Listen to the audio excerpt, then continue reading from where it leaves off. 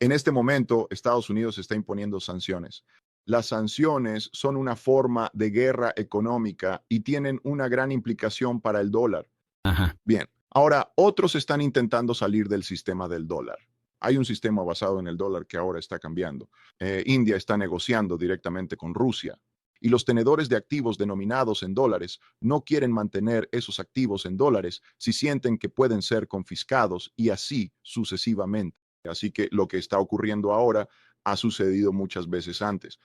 Y aprendí esto en mi pasado, porque en 1971 yo trabajaba como asistente en el piso de la Bolsa de Valores de Nueva York y el presidente Nixon sale y dice, no vamos a darte el oro que respalda al dólar. Y tuvimos una devaluación. Me tomó por sorpresa. Caminé por el piso de la bolsa, pensé que iba a bajar mucho, subió mucho. Y eso fue porque nunca había experimentado una devaluación de la moneda. Encontré exactamente lo mismo cuando estudié historia. El mismo anuncio exacto ocurrió el 5 de marzo de 1933 por Roosevelt y tuvo el mismo efecto. Así que entonces entendí, cuán importante era la historia anterior a mí. Estudiar la Gran Depresión me permitió a mí y a Bridgewater anticipar la crisis financiera de 2008. Si no hubiera estudiado eso, lo que está sucediendo ahora es muy relevante. El pasado es una guía para lo que está ocurriendo ahora. A medida que nos acercamos a un desafío en el orden mundial, en otras palabras, cuando una gran potencia desafía a otra, aumenta la probabilidad de algún tipo de guerra. Hay 5 tipos de guerras. Hay una guerra comercial, una guerra tecnológica, una guerra de influencia geopolítica, una guerra de capital en la que estamos actualmente y luego está la guerra militar. Y esas cosas llevan a los países a ser autosuficientes e independientes. Y como resultado, la globalización disminuye y el nacionalismo aumenta. No se trata del mercado de valores, del mercado de valores. Así que en el libro te lleva a través de los mercados de valores durante los periodos de guerra. Ujú. Y entonces lo único que importa para las acciones son los flujos de efectivo. Y a medida que entras en el conflicto es otra historia. Sí, empiezas a ver a medida que avanza que aquellos que se ven afectados por los eventos individuales tienen un impacto. Por ejemplo, las acciones tecnológicas, pero de todas formas, para responder a la pregunta de cómo afecta a los mercados, afecta al valor del dinero de manera fundamental. Por ejemplo, lo que estamos viendo ahora es que el valor del dinero, cuando tienes déficits muy grandes, tienes que gastar mucho. Tienes que gastar mucho en programas sociales, tienes que gastar mucho en defensa, tienes que gastar mucho en programas medioambientales y así sucesivamente. Y entonces, cuando gastas mucho más dinero del que ganas, tienes que imprimir dinero para cubrir esa diferencia, para hacer las compras, y eso devalúa el dinero. Y es como los ejemplos que te di de las 2 devaluaciones de la moneda que tuviste antes. 1971 llevó al periodo inflacionario de los años 70. Y entonces tienes el mercado de valores. Sí, el mercado de valores sube y otras cosas también, pero el efectivo no vale nada. Y la gente entonces empieza a darse cuenta de que los bonos que tienen ofrecen rendimientos negativos. Y eso comienza a cambiar el valor del dinero, el valor del dólar y demás. Así que el dinero se va hacia otros activos, eso produce más inflación y empiezas a entrar en un cierto tipo de entorno. Y el entorno en el que estamos está empezando a parecerse mucho al de los años 70. Hay 2 formas de lidiar con la deuda. La pagas con dinero fuerte o la pagas con dinero blando. Ajá. Si la pagas con dinero fuerte, tienes un problema, tienes una depresión. Así que a lo largo de la historia, cada vez que se pagó con dinero fuerte, eventualmente eso se abandonó y se empezó a imprimir dinero. Eso fue lo que ocurrió en el 71, eso fue lo que pasó en marzo de 1933. Así que creo que lo que hay que considerar es el valor del dinero. ¿Cuánto dinero tiene uno en instrumentos de deuda y realmente quieres poseer eso como un activo? Creo que son malos activos. Y entonces, ¿cómo te diversificas? Ajá. Y el sistema también tiene que lidiar con, ¿qué es el dinero? ¿Va a seguir el dólar siendo la misma clase de moneda de reserva? Y luego ves el desarrollo de monedas alternativas. Estamos viendo una variedad. Creo que diferentes tipos de dinero van a competir entre sí en el entorno en el que estamos. Quizás sea cripto, quizás sea el oro, quizás sean otras cosas. Tal vez el renminbi digital compita con el dólar estadounidense. Vamos a entrar en un entorno. Piensa en cuánto dinero se está almacenando en instrumentos de deuda, esos activos muertos. Piensa en lo pobres que son esos rendimientos. Así que creo que ese tipo de cambio es muy importante. Todas las monedas tienen mucha deuda. Así que cuando miras una en relación con la otra, habrá mucha impresión de dinero. Quiero decir, la moneda es igual a deuda. Y cuando tienes una moneda, estás sosteniendo un instrumento de deuda. Y por eso todos esos van a perder valor en relación con otras cosas. Ahora bien, el dólar va a perder más valor que otras monedas. Es casi seguro que vamos a entrar en este entorno. Ya estamos en este entorno en el que hay un cambio en esas monedas. Así que vas a ver que se utiliza más el renminbi de China. Estás viendo que India tiene un vínculo directo con Rusia en cuanto a la moneda. Así que estamos ante un cambio importante en la moneda, pero cómo eso funciona como reserva de valor es una pregunta diferente. Así que una moneda es un medio de intercambio y una reserva de valor, y su función como reserva de valor ahora es un problema, especialmente para el dólar, pero también es un problema para otros países. Por eso es que hay inflación. A medida que el dinero se dirige hacia otras cosas y el costo de endeudarse es tan bajo en comparación con la tasa de inflación, eso fomenta el endeudamiento y la venta de dinero. En otras palabras, no mantener activos financieros de ese tipo. Así que sí, creo que se está cambiando la naturaleza de lo que es el dinero y de lo que es el dólar como reserva de valor. Estamos comenzando un cambio de paradigma. Un cambio de paradigma es un cambio de mentalidad y de la posición asociada a esa mentalidad hacia otra mentalidad y otra posición. Por ejemplo, la mentalidad en la que estábamos era que había baja inflación, y cuando tienes bonos y tienes efectivo o estás operando de cierta manera, no te preocupas por eso, y las empresas no se preocupan por ello en sus inventarios o por tener inventarios más grandes, o los propietarios de viviendas no se preocupan tanto por la inflación al comprar casas, y así sucesivamente. Una vez que ese cambio comienza, genera una dinámica de retroalimentación. Es como si todos estuvieran largos en bonos. Hemos estado en un mercado alcista de bonos durante 40 años, así que ha estado bien tenerlo. Y cuando ese cambio empieza a ocurrir, se observan cambios de comportamiento que refuerzan ese ciclo dentro del paradigma. Por ejemplo, cuando se venden bonos, eso de por sí genera más inflación, porque la cantidad de deuda que debe venderse no es solo el déficit, sino también la cantidad de deuda que se está vendiendo son esos bonos. Así que ahora las tasas de interés tienen que subir mucho, o la Reserva Federal tiene que intervenir y comprar más. Y luego vienen los salarios. La gente acuerda aumentos salariales y cosas por el estilo. Entonces está comenzando a producirse un cambio de paradigma que también será autorreforzado, y está ocurriendo en este contexto de conflicto, lo que a su vez genera la ruptura de sistemas eficientes. Cada país quiere ser autosuficiente, necesita hacerlo para protegerse, y al buscar la autosuficiencia de esa manera, entonces hay menos eficiencia en el sistema, y todo eso se vuelve autorreforzante. Así que todo esto ya ha sucedido antes. Ha sucedido muchas, muchas veces antes. Sí, eso me preocupa. Cuando aumentas el rendimiento de los bonos y el rendimiento del efectivo y restringes el dinero, eso hace que otros activos sean menos atractivos, como los activos de riesgo, especialmente los activos de larga duración como las acciones tecnológicas y similares. Así que sí, se produce ese apretón, pero eso sigue estando solo en un 2% o un poco más del 2%, con una tasa de inflación que es considerablemente más alta que eso. Hemos tenido una tasa de inflación del 7% y probablemente se estabilice, será alrededor del 5% o algo así. Y aún así sigues perdiendo ese dinero frente a la inflación. La gente es. Así que lo que tienes es que un endurecimiento suficiente por parte de la Reserva Federal para lidiar adecuadamente con la inflación es un endurecimiento excesivo para los mercados y la economía. Así que la Fed va a estar en una posición muy difícil dentro de un año, ya que la inflación seguirá siendo alta y empezará a afectar tanto a los mercados como a la economía. Aquí está el problema. Si estás pidiendo prestado más dinero del que prestas y tienes mucha deuda, vas a tener que pagarla de dos maneras: con dinero duro o con dinero blando. Ajá. Y eso crea un dilema muy difícil. Entonces, ¿qué puedes hacer?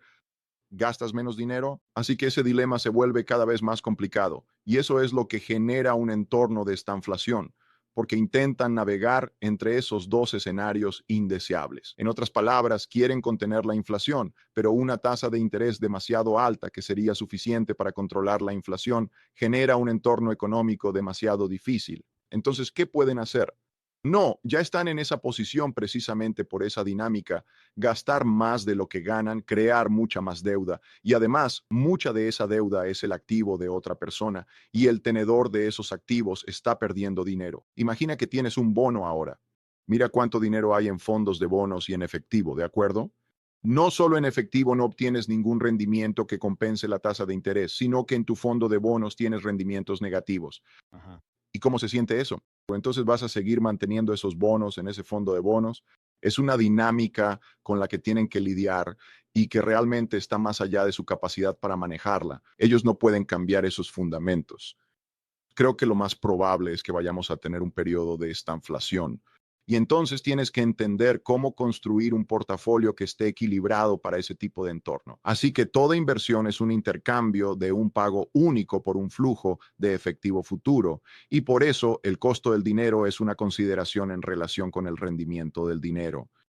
Y entonces, cuando miramos ese rendimiento, cuando decimos puedo tener efectivo o puedo tener un bono, eso cambia la inclinación a mantener efectivo. Pero también uno tiene que mirar el rendimiento esperado de las acciones.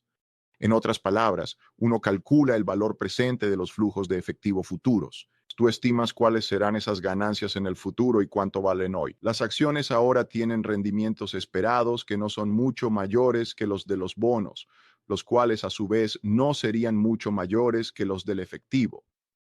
Así que, a medida que eso sucede, ¿por qué debería poseer acciones a más largo plazo, sabes? Y asumir la volatilidad de las acciones. Así que ese cambio en la curva, en otras palabras, la relación entre el efectivo, los bonos y luego la relación entre los bonos y las acciones, y la relación para las corporaciones entre las tasas a las que se endeudan y las tasas a las que pueden generar ingresos, tiene un efecto generalizado en la economía y los mercados. Así que no, es importante observar esa relación, esa estructura de la curva de rendimientos de esa manera, pero deberías ir más allá e incluir los rendimientos de otros activos. ¿Qué puedes hacer en términos de generar rendimientos en relación con los costos del dinero, la atractividad relativa de esos instrumentos? Tienes que tener una economía en la que la gente crea que existe un sistema justo y debes tener productividad. Así que diría que lo más importante es la redistribución de oportunidades para que las personas sean productivas y eliminar el conflicto interno o reducirlo, ya que puede ser muy disruptivo. Cuando ves grandes brechas de riqueza y al mismo tiempo ves problemas económicos, tienes mucho conflicto interno y ese conflicto interno es malo tanto económica como socialmente. Pero no se trata solo de la brecha de riqueza, es el nivel de productividad que resulta y sin duda va a ser un tema político. Así que cuando hablamos de los mercados, la economía y todas estas cosas, tenemos que darnos cuenta, por ejemplo, de que el conflicto interno tendrá un gran impacto. El orden mundial se estableció en 1945, al final de una guerra, y una guerra civil puede dar inicio a un nuevo orden dentro de un país. La Guerra Civil China dio comienzo a su nuevo orden en 1949, así que eso es como un nuevo comienzo. Siempre surgen después de guerras, y una guerra es una lucha por cómo funciona el sistema. Así que empezaremos ahí. Después de la lucha por cómo funciona el sistema, es un gran igualador. Elimina muchas deudas y se empieza de nuevo y entonces surge un nuevo poder. En Estados Unidos, el nuevo orden mundial fue un orden mundial estadounidense porque Estados Unidos ganó la Segunda Guerra Mundial y tenía el 80% del oro del mundo. El oro era dinero, tenía el poder militar dominante, tenía armas nucleares. Y por eso comenzamos el orden mundial estadounidense. Dividen el mundo. Aquí están las fronteras, este grupo recibe esta parte y así sucesivamente y entonces comienzan. Y por cierto, esto ha ocurrido repetidamente a lo largo de la historia, así que empiezan con esas nuevas reglas del juego y se entra en un periodo de paz y prosperidad, y es paz porque nadie quiere enfrentarse al poder dominante. La potencia dominante ganó. Y realmente hay un cambio en la psicología con la que se está tratando, porque muy a menudo estas cosas suceden, tardan una generación o más en ocurrir, toda una vida. Y las personas que entran en la guerra lo hacen con tanta valentía, pero todos los que entran en la guerra y luego la atraviesan desearían nunca haber pasado por ella porque es terrible, pero salen cuando la guerra termina. Quieren paz, quieren productividad y así sucesivamente, y es un gran igualador, menores brechas de riqueza, etcétera, y trabajan bien juntos y construyen un periodo de paz y prosperidad que es un largo periodo de paz y prosperidad. Pero durante esa paz y prosperidad se genera cada vez más prosperidad y apuestan cada vez más por esa prosperidad y la gente se endeuda más. Y así ves que los niveles de deuda aumentan y naturalmente a medida que llega la prosperidad, esta llega de manera desigual y algunos se enriquecen más que otros, por lo que las brechas de riqueza aumentan. Y luego esas brechas de riqueza generan cada vez más brechas de oportunidades, porque las personas ricas tienen más recursos para educar a sus hijos y aprovechar los beneficios. Y eso ocurre a lo largo del tiempo mientras la economía se endeuda más. Y por supuesto, a medida que pasa el tiempo, otros países también surgen, incluso aquellos que perdieron la guerra, como Alemania y Japón. Ellos se reconstruyen y se convierten en competidores. Y así, lo que era un poder único por haber ganado la guerra se vuelve menos único a medida que hay más competencia. Y entonces surge una nueva generación de personas con una mentalidad diferente. Ellos se acostumbran a esos beneficios y demás, y son, digamos, menos cautelosos en su comportamiento financiero y en otros aspectos. Y así, el ingrediente clásico también es que ese país que gana la guerra también tiene la moneda de reserva mundial, porque bueno, se necesita una moneda para transaccionar internacionalmente. Es como un idioma. Se necesita un idioma para transaccionar internacionalmente. Y el ganador de la guerra obtiene la moneda de reserva mundial porque todos piensan que es la más estable y también quieren ahorrar en ella. Así que creo que hay tres cosas, tres grandes fuerzas a las que hay que prestar atención. Y cuando las ves en su ciclo, entonces todo queda claro. Primero, ¿estás ganando más de lo que gastas? Quiero que lo vean como el país, pero el país no es más que el conjunto de las personas. Y entonces, cuando miras esas tres fuerzas, quiero asegurarme de que estén claras y que puedas alinearlas y ver en dónde te encuentras. El país está ganando más de lo que gasta y acumulando ahorros, o está gastando más de lo que gana y generando deuda, porque las deudas de una persona son los activos de otra, y cuando alguien posee esos activos y están produciendo mucho más de ese dinero en forma de deuda, el dinero pierde valor a medida que lo producen para generar ese poder adquisitivo. Y eso da como resultado malos rendimientos, genera una mayor inflación. Y entonces la gente sale del efectivo y de los bonos, lo que provoca un aumento de las tasas de interés mientras la inflación sube. Y eso produce esta inflación. Y con esa inflación, ya sabes, el efectivo es basura, no quieres tener efectivo y sales de eso, lo que hace que las tasas suban. Y ese es uno de esos tres factores. Así que puedes verlo suceder. La segunda fuerza es el conflicto interno, cómo se relacionan entre ustedes. ¿Están operando de manera cohesionada, con una misión común y avanzando en la dirección correcta? ¿El sistema está funcionando? ¿O están enfrentados entre sí? ¿Está el sistema amenazado? Porque la historia ha demostrado que cuando las causas que apoyan las personas son más importantes para ellas que el sistema está en peligro. Y esa es una situación riesgosa. Es una situación riesgosa porque produce desorden y puede generar una forma de guerra civil. Y sin embargo, en esos momentos en que eso ocurre, se observa una polarización cada vez mayor. En la política, esto se manifiesta en un populismo cada vez más marcado, tanto de la izquierda como de la derecha. Y los populistas quieren luchar por su bando, no son moderados. Los moderados quieren trabajar juntos para intentar encontrar un compromiso que sea lo mejor para todos. Los populistas atraen a su público diciendo, estoy luchando por ustedes, y lucharán entre sí. Y esa lucha puede poner en peligro al sistema. Así que, por ejemplo, en la historia vimos cómo en la década de 1930, cuatro democracias eligieron convertirse en dictaduras cuando un bando luchó contra el otro porque la situación se volvió demasiado caótica. Y ahora tenemos un sistema en el que se puede ver que el sistema mismo está en peligro y se observa que los moderados abandonan el sistema. No pueden ser moderados. Tienes que elegir un bando y luchar. Y esto se ve en la Revolución Francesa. Al principio había moderados que reconocían que existían problemas y querían trabajar juntos. A los moderados los guillotinaron. Sí. Comenzó la polarización. Lo mismo ocurrió en la Revolución Rusa. Lo mismo sucedió en la Revolución China, la Revolución Cubana y así sucesivamente. La polarización se vuelve cada vez mayor a medida que aumenta la intensidad de la lucha y eso es la paz interna.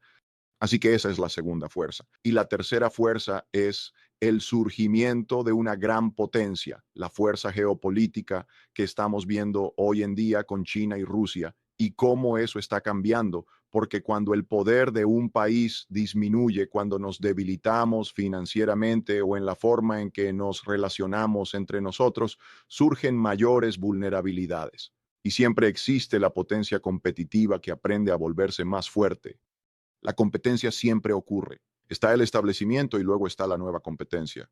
Y a medida que se fortalecen, lo hacen en todos los sentidos, militarmente, comercialmente y así sucesivamente. Y esa es la dinámica que estamos viendo. Seguro. Los acontecimientos que ocurrieron en Ucrania y que están acelerando todo este desarrollo internacional es la misma dinámica.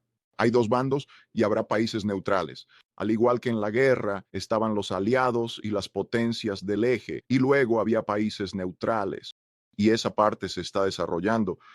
La parte del conflicto con Estados Unidos probablemente está avanzando un poco más rápido. Sobre el orden mundial, los acontecimientos en Ucrania tal vez debería ponerlos en perspectiva. Existe una relación muy estrecha y un objetivo común entre los rusos y los chinos, así que hay una competencia en el mundo y hay una potencia mundial dominante que es percibida como excesivamente controladora y existen 5 tipos de guerras. Hay una guerra comercial, una guerra tecnológica, una guerra de influencia geopolítica, una guerra de capital y luego una guerra militar con disparos. Y estamos en las primeras 4 de esas guerras en esta competencia con China. Estamos en una especie de guerra con disparos con Rusia y Ucrania. Estamos proporcionando armas y por lo tanto ellos están disparando. Así que hay una guerra militar en curso y nosotros estamos involucrados a nuestra manera. Así que estamos en esos puntos en particular.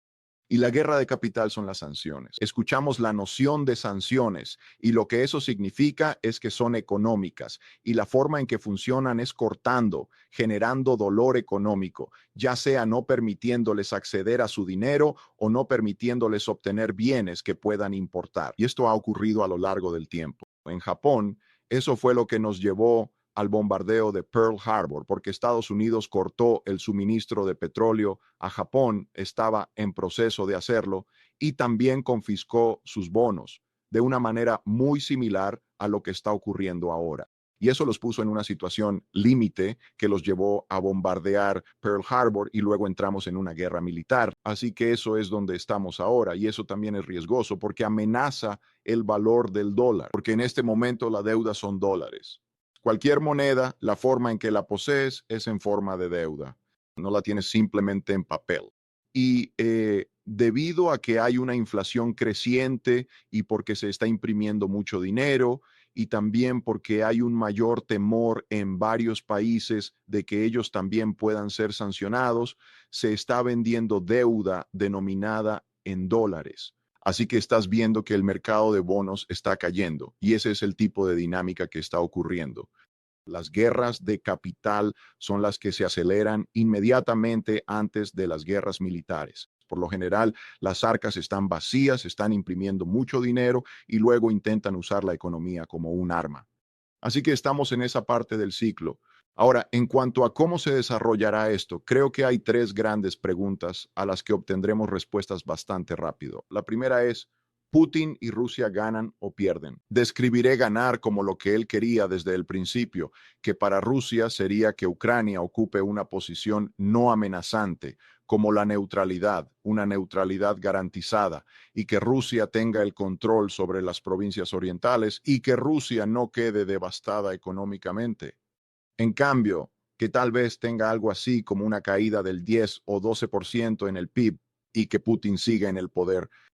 Si esas 4 cosas suceden, entonces el costo de sus acciones habrá valido la pena por lo que se logró y eso se consideraría una victoria. Eso también sería una derrota para los países occidentales. El mundo está observando el poder de las sanciones estadounidenses porque las sanciones de Estados Unidos son el mayor poder que tiene, ya que controla la moneda de reserva mundial. Ese es el mayor activo. Entiendo. Pero al convertir el dólar en un arma, está llevando a que otros busquen la manera de evitarlo y no quieran tener dólares porque temen que se los confisquen. Así que veremos si ese poder de las sanciones del dólar, veremos cuán poderoso es. Si no es muy poderoso, eso va a ser un problema. Mientras Rusia recurre a lo militar, nosotros recurrimos a las sanciones y estas sanciones no cuestan vidas. No es una guerra militar, así que nosotros la estamos combatiendo con sanciones y ellos la combaten con lo militar. Si no tuvieras eso, ¿cómo pelearías esta guerra? Sería una situación mucho más difícil. Y lo tercero que estamos viendo es cómo el mundo se está alineando, lo cual, ya sabes, en las guerras normalmente hay potencias del eje y potencias aliadas. Y puedes ver por las acciones que se toman quienes se están alineando. ¿Quién votó a favor de qué en las Naciones Unidas? ¿Quién está permitiendo qué reglas? ¿Quién está comerciando con la otra parte? Rusia, de hecho, publicó una lista de países amigos y adversarios, y eso deja claro cómo se están alineando los bandos. Así que estás viendo cómo esos bandos se alinean y todos los bandos se están preparando para la guerra. Por eso, la psicología debería cambiar y está en proceso de cambiar para darse cuenta de que hay que pensar en términos de poder adquisitivo, no en la cantidad de dólares que tienes. Y tienes que pensar cuánto es tu poder adquisitivo.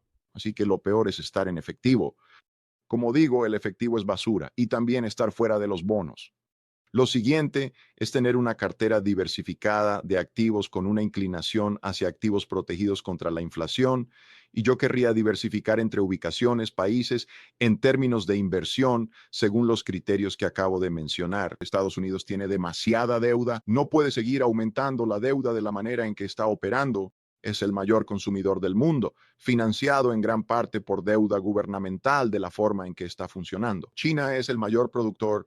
Ellos producen muchos bienes, más que Estados Unidos, Japón y Alemania juntos en bienes manufacturados, y los exportan y ahorran demasiado y compran los dólares.